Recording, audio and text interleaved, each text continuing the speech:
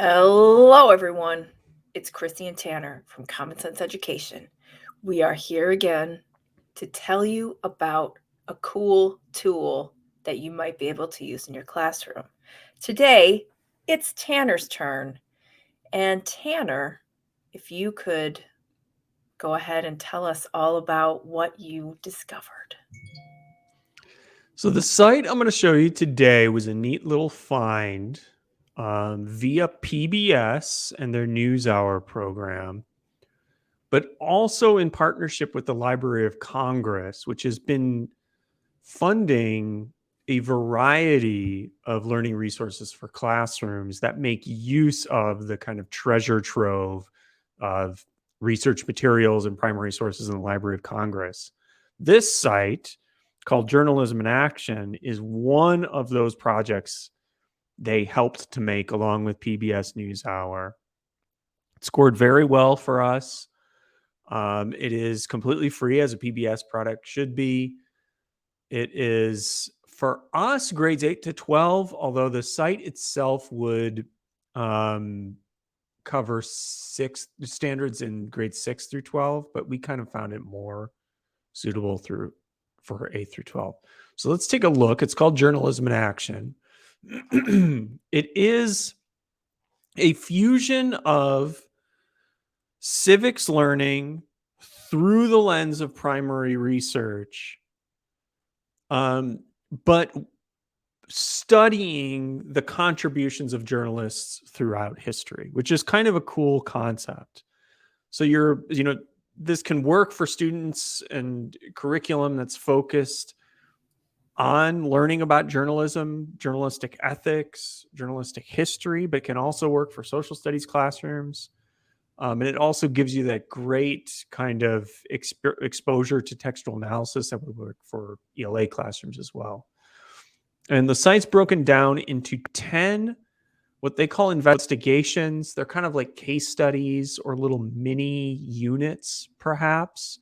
They're each structured in the same way. And they all, like I said, somehow touch on journalism. Like here's, journalism Civil War. Here's the story of Nellie Bly, who was an investigative journalist focused on mental health. There's Ida B. Wells, of course. Let's take a look at something I'd never had any exposure to, which was female journalists in World War II. And you can see there in those 10 investigations, you get a nice spread of time periods. So, just about any time period you're working in, you'll find something. I love the kind of simple elegance of this site. It's broken down into these 3 tabs. Each of these tabs has quite a lot in it. You can see there's 8 pages of content just in this investigation or this introduction tab. The introduction is a lot of background information, essential questions, and discussion questions that would probably work best in a kind of whole class scenario or small groups, so you could kind of follow up on these questions. And you can see there's a lot of reading material here. This is kind of why we didn't put this for middle school, although you certainly could adapt it. But we felt the reading level here and the kind of intensity of the work that's being done probably is better suited for upper, middle, or high school. So once you go through that kind of introductory section, you get into your investigation, and your investigations are broken down into a set of primary sources that you're going to look at. And you can see here that just in this investigation, you have a few different resources you're looking through.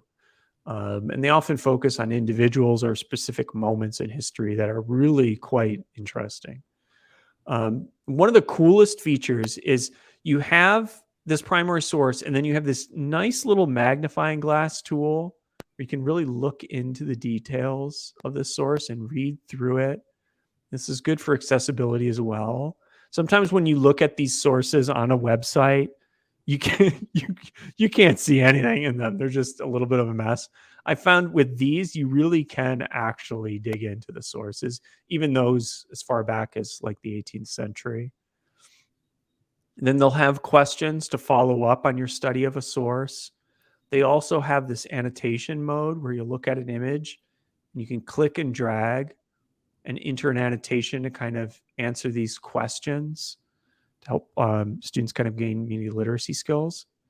Notably, this annotation, you can download this and save this and send this off, but you can also, after inputting all of this information, at the very end of one of these case studies, there's an option to email to yourself and your teacher. There is a login registration, very simple for students, but there is no dashboard. So students really do have to email what they do to teachers. This also reminds me of the fact that there is no privacy policy. I searched high and low. We at Common Sense, if we do have a privacy evaluation, you'll see it over here on our review. Our privacy team requires anything they review to have a privacy policy as well as to be encrypted. A little lock sign here. Because this doesn't have a policy, this would be a fail for them. But you may want to take some risks with this one, I think. And do you think the PBS privacy policy would cover it, or do you think it should? Shoot. This is one of those cases, as you well know, Chrissy, that they just didn't. They just need to add it, right? Yeah, just add it. The registration is really simple. You just input a username, password, and you're done. There's no personal information. Like, this is not a risky site in my estimation. There are no ads. Yeah, but your school, if you're a teacher, your administrators may require policies, but here's the final outcome section. This has some more kind of contextualizing information, some more discussion questions. And then each of these has a media creation activity where you create a newspaper masthead, a magazine cover. There's also options to create kind of social media posts and that kind of thing. These are neat. Maybe the first time you do this, it gets a little old in that they repeat this same kind of blanket activity for every investigation. So our reviewer noted that maybe you want to design your own to kind of change it up if you're going to be doing a bunch of these. And then at the end, if I was registered here, it'd prompt me to, because everything would have been saved, to email this to myself and my teacher. So that's journalism in action.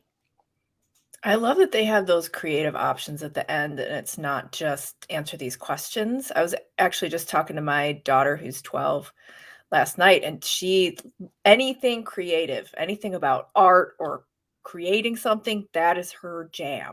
And if there's no component that allows her to do that, it's harder for her. So I love that there's that option to show what you've learned in that way. That's really cool. And you could educators out there, I imagine there are even more creative ways to kind of follow up this sort of in-depth investigation and do something really cool as a final summative activity. All of those primary sources students dig into, you could see students getting really excited about what they kind of uncover and find. And there's a lot of options to kind of do a DIY assessment at the end. Yep. All right. Well, thank you, Tanner. And hopefully you all will come back next Tuesday and see another new video, another tool that we introduce. And in the meantime, you can visit us at Common Sense Education, see all of the vast and wonderful resources that we offer. So, hopefully you come and see us, tell your friends, and we'll see you soon.